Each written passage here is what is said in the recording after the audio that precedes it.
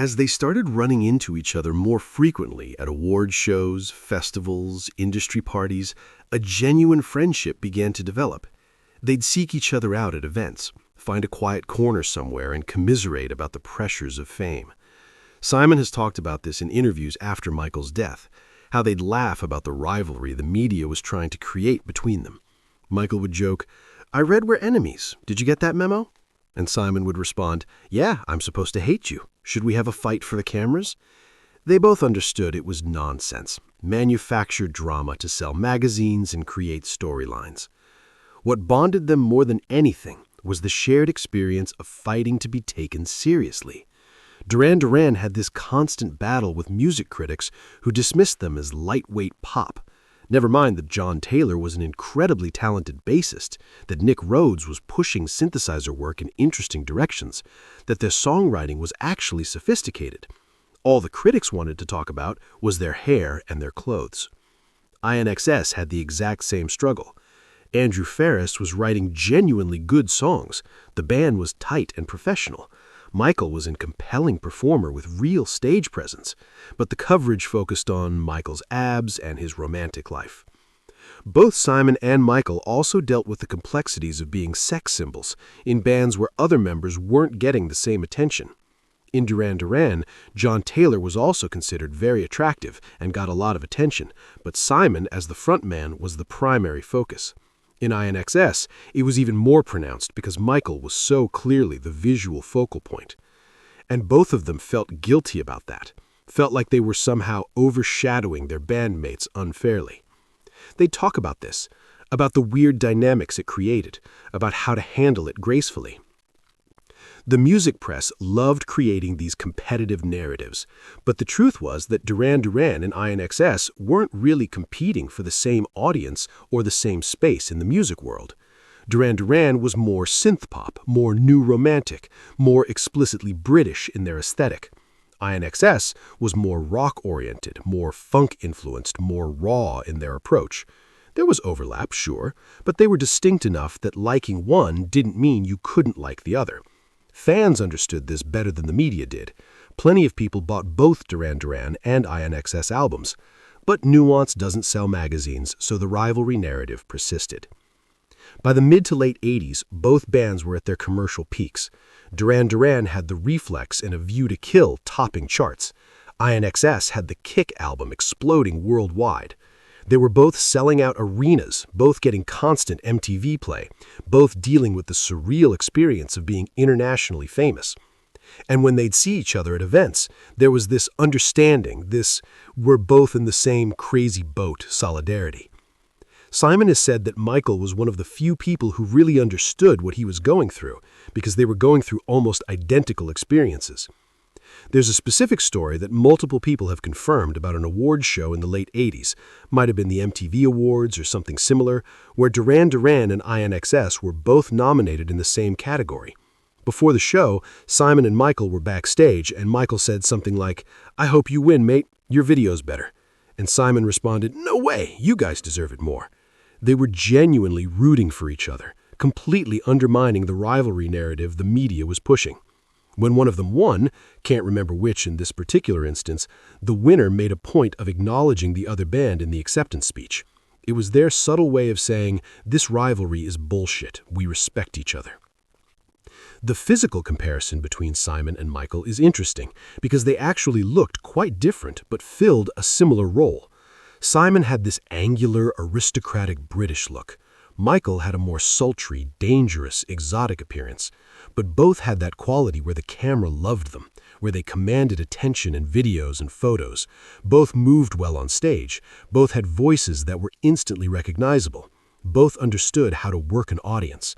In a weird way, they were similar performers despite coming from very different backgrounds and musical traditions. As the 80s turned into the 90s, both bands faced similar challenges. The music scene was changing. Grunge was coming. MTV was starting to move away from the glossy, big-budget videos that had defined the 80s.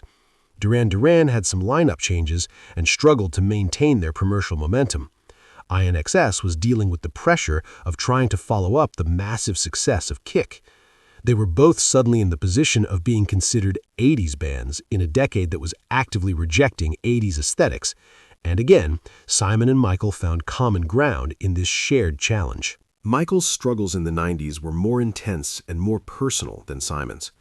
The Copenhagen brain injury in '92, the increasingly tumultuous personal life, the pressure within INXS, the custody battles with Paula Yates. Simon was aware that Michael was going through a rough time. They didn't see each other as frequently in the 90s because neither band was touring as relentlessly as they had in the 80s. But when they did cross paths, Simon could see that Michael was struggling. Friends who knew both of them said Simon was genuinely worried about Michael in those final years. November 22nd, 1997. Michael Hutchence is found dead in his Sydney hotel room. The news goes out worldwide, and Simon Le Bon is devastated. This wasn't just the loss of a peer or a casual industry acquaintance. This was someone Simon had bonded with, had shared experiences with, had developed genuine affection for over more than a decade. Simon's immediate reaction, according to people close to him, was shock and profound sadness. He couldn't believe Michael was gone. He was only 37. It seemed impossible. Duran Duran was in the middle of various projects at the time, and Simon had to figure out how to process his grief while maintaining professional obligations. He didn't make a huge public statement immediately, because that wasn't his style and because he needed time to process. But within days, he did release a statement through Duran Duran's publicist. The exact wording varied depending on which publication printed it, but the essence was, Michael Hutchence was an incredibly talented artist, a beautiful soul, and someone who understood the pressures of this industry better than most. His death is a tragedy for music and for everyone who knew him. But Simon's most powerful tribute came during Duran Duran's concerts in the weeks and months after Michael's death. He would dedicate songs to Michael from the stage.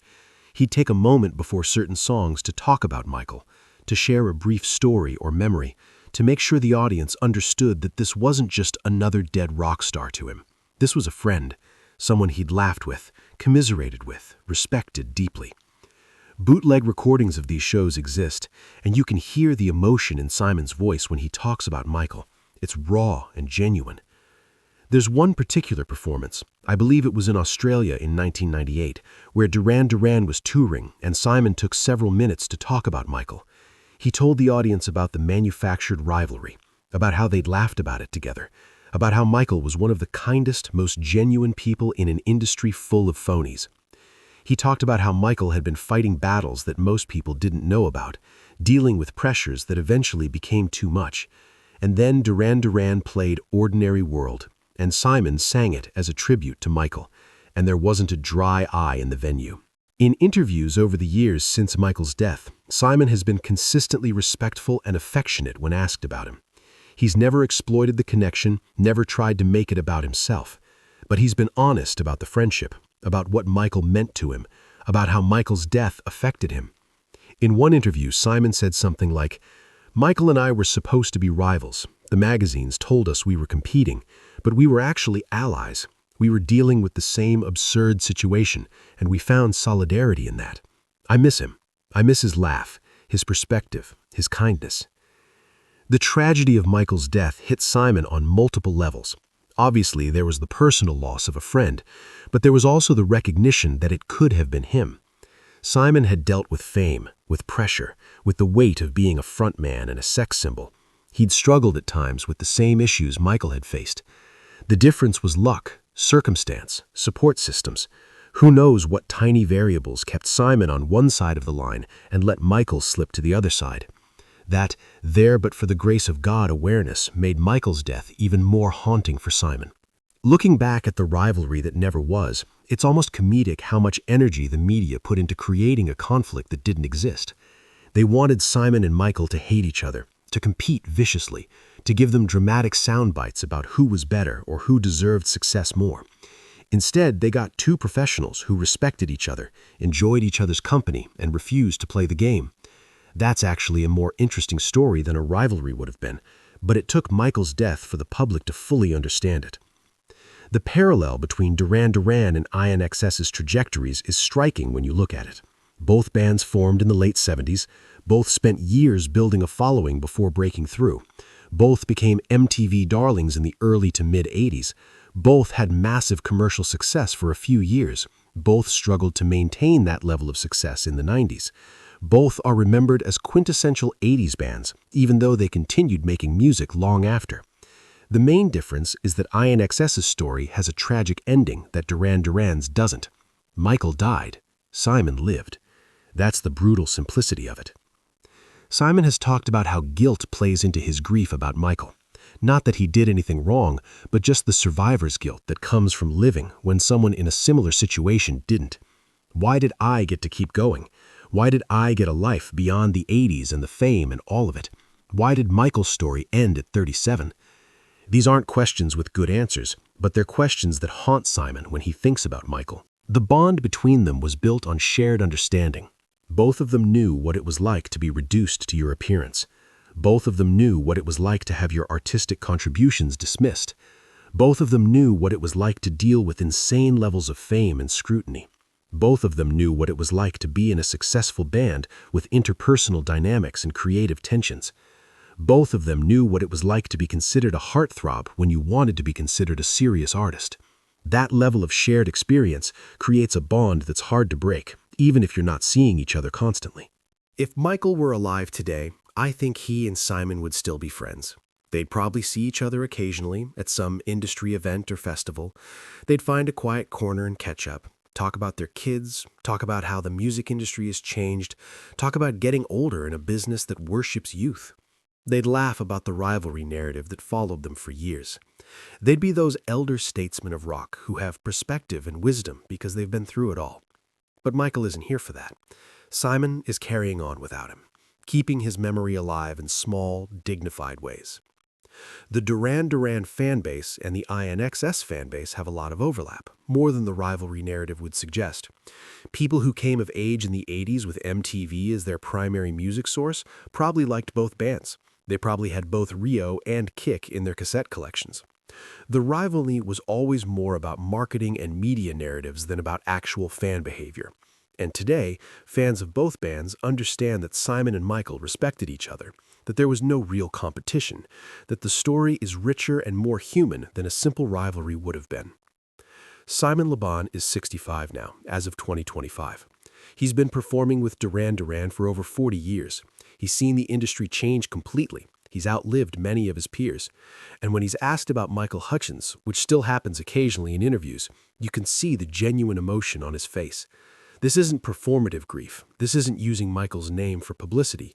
This is a man remembering a friend, feeling the weight of that loss, wishing things had been different. The lesson in the Simon-Michael story isn't about rivalry. It's about solidarity. It's about finding common ground with people who understand what you're going through. It's about refusing to buy into narratives that others create for you. Simon and Michael were told they were enemies. They decided they were friends instead.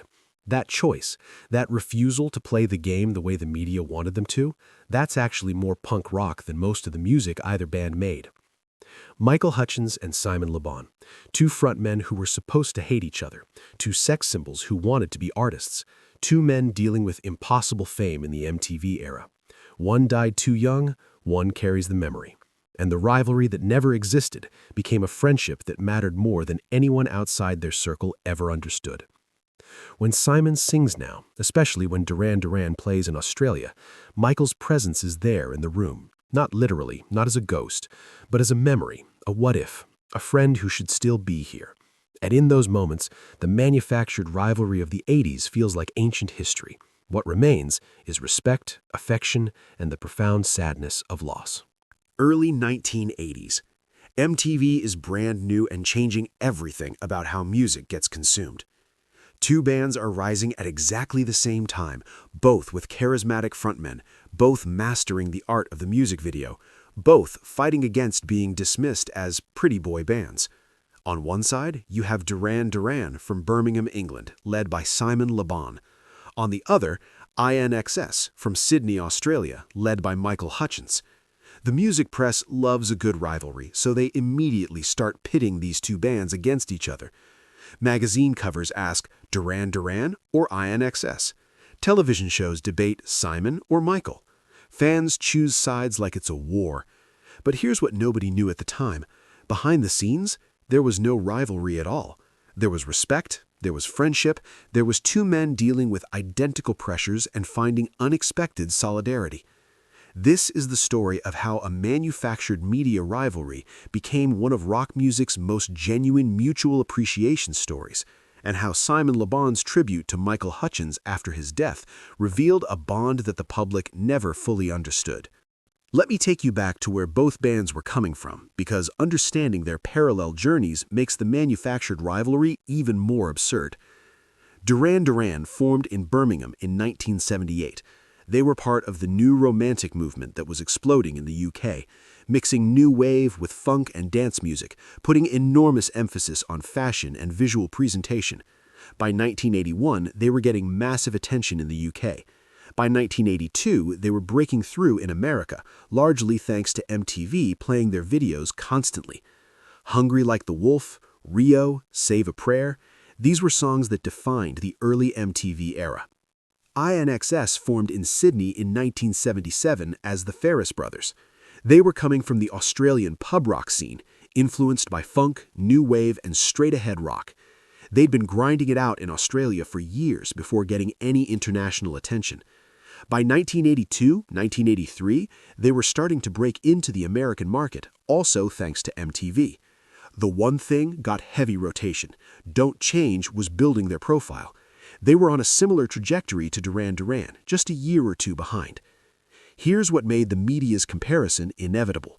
Both bands had frontmen who were objectively good-looking and became instant teen heartthrobs. Simon Le Bon with his aristocratic features and that voice. Michael Hutchence with his sultry looks and dangerous charisma. Both became faces on bedroom walls, subjects of teen magazine articles, objects of massive fan obsession. And both bands hated being reduced to their looks. Duran Duran wanted to be taken seriously as musicians. INXS wanted to be respected for their songwriting and performance. But the media narrative was easier if they were just pretty boys making music for screaming girls. The manufactured rivalry started appearing in magazines around 1983-1984. You'd see articles with headlines like Battle of the Bands, Duran Duran versus INXS. They'd put photos of Simon and Michael side by side with questions like, who's the better frontman, or who's hotter? Fan magazines would run polls. Radio stations would do call-in contests. The whole thing was designed to create drama and engagement, to get people choosing sides and arguing. And it worked. Duran Duran fans would dismiss INXS as Duran wannabes. INXS fans would claim Duran Duran was all style and no substance. The rivalry became real among fans, even though it was completely artificial. Simon Le Bon and Michael Hutchence first met sometime in the mid-80s. The exact details vary depending on who's telling the story, but it was probably at MTV Video Awards or some similar industry event where both bands were performing or presenting. And according to people who were there, the meeting was cordial, friendly, with an immediate sense of kinship. They were both dealing with the same absurd situation, being talented musicians who were better known for their cheekbones than their artistic contributions. They both understood the frustration of reading an interview where the journalist spent more time describing their appearance than discussing the music.